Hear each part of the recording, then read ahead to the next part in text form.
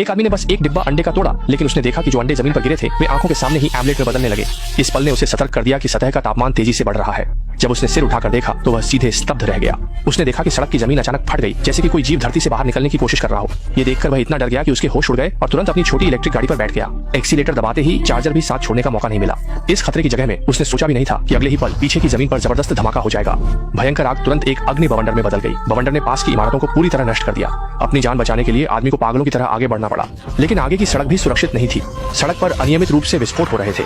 उसके पास कोई विकल्प नहीं था, इसलिए उसे कठिनाई से गाड़ी चलानी पड़ी, जबकि आग से क्षतिग्रस्त ऊंची इमारतें भी गिरने लगी। ठीक उसी समय एक और गाड़ी उसकी छोटी इलेक्ट्रिक गाड़ी से रोक दी गई। पागलों की तरह हॉर्न बजा रहा था, लेकिन आदमी उसे रास्ता देने की हिम्मत नहीं कर सका। अगले ही पल पीछे की गाड़ी को इमारत ने उत्तर पश्चिम की ओर भेज दिया। इसके लिए आदमी को पागलों की तरह आगे बढ़ना पड़ा, लेकिन जल्द ही उसकी गाड़ी की खिड़की अचानक धुंधली हो गई, जिससे वह डर गया और जल्दी से विंडशील्ड को साफ करने लगा। लेकिन वह लगभग सामने की गाड़ी से टकरा गया। अच्छी बात यह थी कि उसकी ड्राइविंग तकनीक मजबूत थी और अंततः उसने बिना किसी दुर्घटना के छोटी इलेक्ट्रिक गाड़ी को रोक दिया। तभी आदमी ने देखा कि बाहर का तापमान धीरे धीरे सामान्य हो रहा था। संदेह में उसने धीरे धीरे कार का दरवाजा खोला और बाहर चला गया। सामने का दृश्य देखकर उसकी पीठ ठंडी हो गई। उसने देखा कि पूरा शहर आग की लपटों में घिरा हुआ था और जो लोग बाहर नहीं निकल सके वे सभी आग में जलकर मर गए। लेकिन इस तरह की चरम आपदा रुकी नहीं, बल्कि दुनिया भर में जारी रही। जापान की एक व्यस्त सड़क पर लोग अचानक बड़े ओलों के हमले का शिकार हो गए। कई लोग जो खरीदारी कर रहे थे वे ओलों से मारे गए। कुछ लोग इमारतों के अंदर छिपने की कोशिश कर रहे थे, लेकिन अंततः वे भी दुर्भाग्य का शिकार हो गए। यहाँ तक कि सड़क पर चल रही गाड़ियां भी इसका सामना नहीं कर सकी। इन विशाल ओलों के हमले में अनगिनत वाहन मौके पर ही कबाड़ में बदल गए। इसी समय ब्राजील के एक समुद्र तट पर भी भयानक घटना घटी। ठंडी हवा तेजी से जमीन की ओर फैलने लगी और समुद्र तट पर लोग इसे देखकर भागने की कोशिश करने लगे, लेकिन वे कहां भाग सकते थे। एक पल में लोग बर्फ की मूर्तियों में बदल गए। इस भयानक दृश्य को देखकर बचे हुए लोग पागलों की तरह भागने लगे, डरते हुए कि कहीं देर हो गई तो वे हमेशा के लिए समुद्र तट पर रह जाएंगे। पलक झपकते ही ठंडी हवा सड़क पर फैल गई। पक्षी भी बर्फ की मूर्तियों में बदल गए और गिरने लगे। और इस समय भागने वाली महिला को लगा कि वह सुरक्षित निकल गई है, लेकिन अगले ही पल वह निराशा में डूब गई। उसने देखा कि एक जमी हुई विमान उसके ऊपर गिरने लगी। अंत में जड़ता के कारण वह सीधे इमारत की ओर बढ़ गई। और इस समय मध्य पूर्व क्षेत्र में भी अनगिनत विशाल बवंडर उठने लगे। पागलों की तरह मानव निर्मित हर चीज को नष्ट करने लगे। कुछ लोग इसे देखकर भागने की कोशिश कर रहे थे, लेकिन वे कहां भाग सकते थे। इसी समय दुबई ने भी इतिहास में कभी न देखे गए विशाल सुनामी का सामना किया। समुद्र तट पर लोग चारों ओर भागने लगे, डरते हुए कि कहीं वे भयानक सुनामी में न फंस जाएं। लेकिन वे कहां भाग सकते थे। जल्द ही सुनामी ने पूरे शहर को एक पल में डुबो दिया। रेगिस्तान में ऊंट पर सवार बुजुर्ग व्यक्ति ने कभी नहीं सोचा था कि वह सचमुच रेगिस्तान में है। पूरी श्रृंखला की आपदाओं का मुख्य कारण मानव जाति से ही शुरू होता है। असल में 3 साल पहले मानव द्वारा पर्यावरण के अंधाधुंध विनाश के कारण पृथ्वी ने ग्लेशियरों के पिघलने, बाढ़, बवंडर जैसी एक श्रृंखला की चरम मौसम की घटनाओं का सामना किया। कुछ ही दिनों में अनगिनत लोगों की जान चली गई। इस त्रासदी को रोकने के लिए विभिन्न देशों के राष्ट्रपति आपातकालीन बैठकें बुलाने लगे। अंततः अनगिनत वैज्ञानिकों के सामूहिक प्रयासों के बाद एक ऐसा उपग्रह विकसित किया गया जो मौसम को नियंत्रित कर सकता था। जैसे ही अनगिनत उपग्रह अंतरिक्ष में प्रक्षेपित किए गए, उपग्रहों ने मिलकर एक वैश्विक उपग्रह नेटवर्क का निर्माण किया और तब से पृथ्वी पर चरम मौसम की घटनाओं को प्रभावी रूप से नियंत्रित किया गया।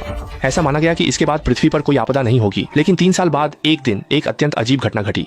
बस देखा गया कि एक 40 डिग्री तापमान वाले सूखे रेगिस्तान में अचानक जमी हुई बर्फ प्रकट हो गई। जब सैनिक इस छोटे से शहर में पहुंचे तो उन्होंने पाया कि वहां के सभी लोग बर्फ की मूर्तियों में बदल गए थे। जल्दी ही इस घटना ने सेना का ध्यान आकर्षित किया। जांच के बाद उन्होंने पाया कि यह चरम मौसम एक उपग्रह की खराबी के कारण हुआ था। ये नहीं जानते थे कि यह वास्तव में एक लंबे समय से चल रही साजिश थी। और उस खराब उपग्रह को ठीक करने के लिए एक अंतरिक्ष स्टेशन का एक मरम्मत कर्मी सीधे खराब उपग्रह के पास गया। लेकिन जैसे ही वह अंदर आया, दरवाजा अचानक बंद हो गया और मरम्मत कर्मी तुरंत ही अंतरिक्ष में खींचकर चला गया। कोई उपाय नहीं था, इसलिए उन्होंने एक अन्य मरम्मत कर्मी जैक को मरम्मत के लिए भेजा। लेकिन जब जैक मुश्किल से खराब उपग्रह के पास पहुंचा तो उपग्रह को नियंत्रित करने वाला यांत्रिक हाथ अचानक नियंत्रण से बाहर हो गया और इससे उपग्रह तुरंत नष्ट हो गया और सभी संग्रहित डेटा की हार्ड ड्राइव्स क्षतिग्रस्त हो गई। एक श्रृंखला की संयोगों ने उसे यह विश्वास दिलाया कि यह किसी के द्वारा जानबूझकर की गई तोड़फोड़ हो सकती है। ये जानने के लिए कि क्या हो रहा है, उन्होंने जल्दी से वीडियो रिकॉर्डिंग की जांच की और अंततः पाया कि एक दरवाजे का पैनल अंतरिक्ष स्टेशन के बाहरी हिस्से में फंसा हुआ था। ये जानना महत्वपूर्ण था कि दरवाजे के पैनल के अंदर एक डेटा हार्ड ड्राइव थी जो सच्चाई को उजागर करने की कुंजी बन गई। इसलिए जैक ने अंतरिक्ष सूट पहनकर अंतरिक्ष स्टेशन से बाहर निकलकर उस दरवाजे के पैनल को अंदर लाने की योजना बनाई। लेकिन जब वे लौट रहे थे तो उसके अंतरिक्ष सूट में अचानक एक छेद हो गया। सौभाग्य से उसने अंतरिक्ष स्टेशन के किनारे को पकड़ लिया, जिससे वो अपनी जान बचा सका। हालांकि दरवाजे का पैनल अंततः नहीं बच सका, लेकिन जैक ने पैनल के अंदर की हार्ड ड्राइव निकाल ली। लेकिन उसने यह बात केवल महिला स्टेशन प्रमुख को बताई। बाहर यह दावा किया कि उसने कुछ भी नहीं लिया, क्योंकि उसे संदेह था कि अंतरिक्ष स्टेशन में कोई गद्दार है।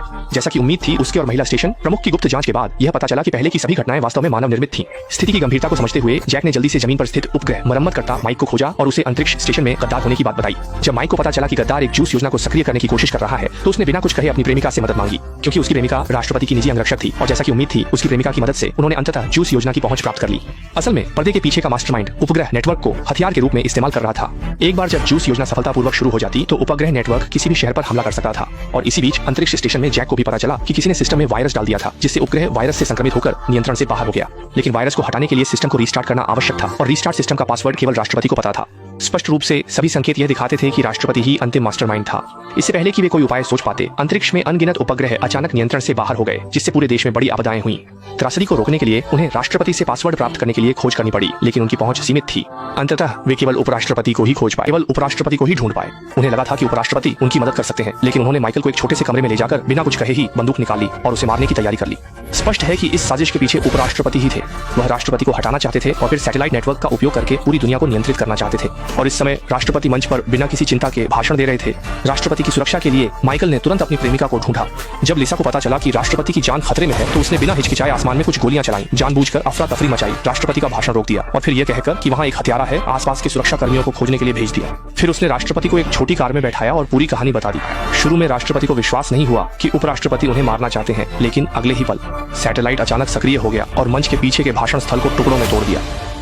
इससे उन्हें तुरंत एहसास हुआ कि कोई उन्हें मारना चाहता है। जब उन्हें पता चला कि उपराष्ट्रपति ज्यूस योजना की साजिश रच रहे हैं, जो कि मौसम को नियंत्रित करने वाले सैटेलाइट का उपयोग करके पूरी दुनिया को नियंत्रित करने की कोशिश है, तो राष्ट्रपति तुरंत सैटेलाइट मरम्मत करता माइकल के साथ अंतरिक्ष केंद्र की ओर बढ़े।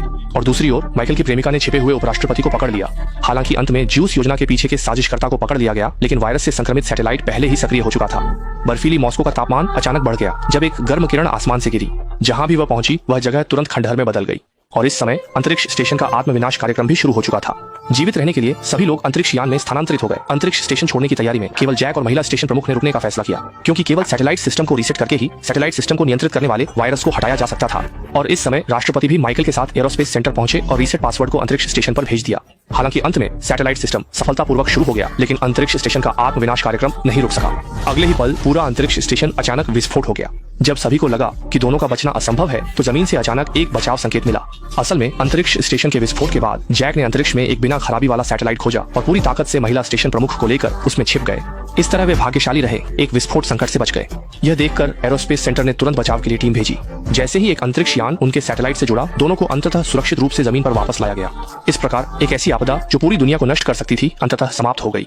लोग फिर से अपनी पुरानी खुशहाल जिंदगी में लौट आए। इस प्रकार फिल्म ग्लोबल स्टॉर्म समाप्त होती है।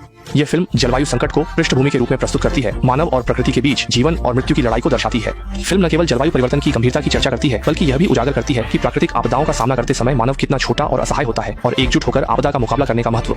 ये फिल्म हमें बताती है कि पर्यावरण संरक्षण का महत्व स्पष्ट है। हमारे सुंदर घर और भविष्य के लिए हमें पर्यावरण को प्यार और सुरक्षा देनी चाहिए। ठीक है, मैं हूँ न्यू फिल्म। इस कड़ी का काम यहीं समाप्त होता है। अगली कड़ी में फिर मिलेंगे।